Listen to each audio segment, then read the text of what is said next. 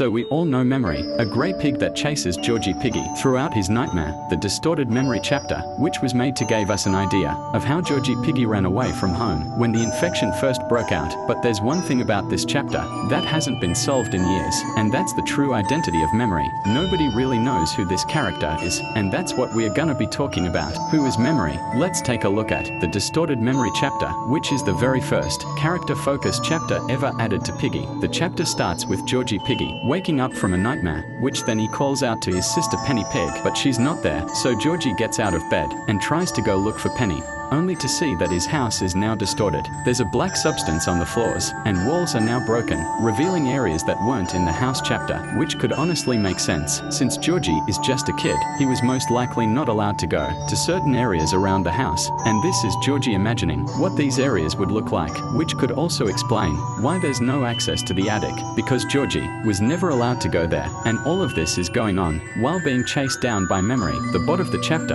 and it's confirmed by the wiki. It's actually a member of the Piggy family, but we just don't know who.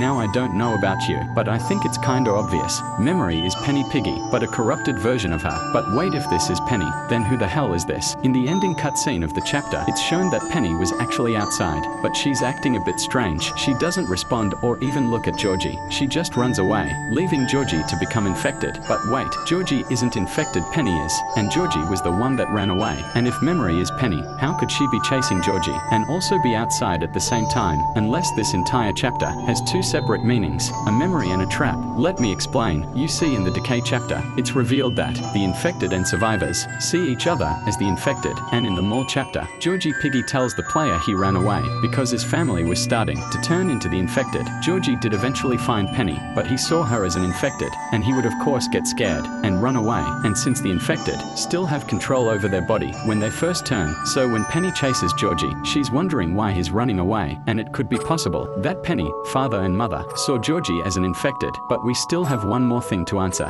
What about the ending cutscene? Now the cutscene made a lot of people confused. Like, why did Penny walk away and ignore Georgie? Why did Georgie's eyes turn red? Was he secretly an infected? Was it all really just a dream? Or was it foreshadowing future events? Well, let's first take a good look at this cutscene. Now if we switch the roles of these two characters, we are now given a clear image of what this represents. The cutscene is a recreation of Georgie running away, while Penny starts to fully turn infected. But why are the roles suddenly switched? Why is Penny the one who is leaving, while Georgie turns infected? Well, looking at the map, a black substance all around the house, tentacles popping out, and two glowing eyes in the sky. This could all lead to one person, someone who is known for messing with others people's head. Tio. But why? Why was Tio giving Georgie this nightmare? Well, here's what I think. The reason Tio is giving Georgie this nightmare was to show how Penny felt when he ran away. Tio was trying to make Georgie feel guilty and regret for abandoning his family, even though he had no other choice. Also, one thing I felt interesting about this cutscene is when Georgie becomes infected, he specifically says not now.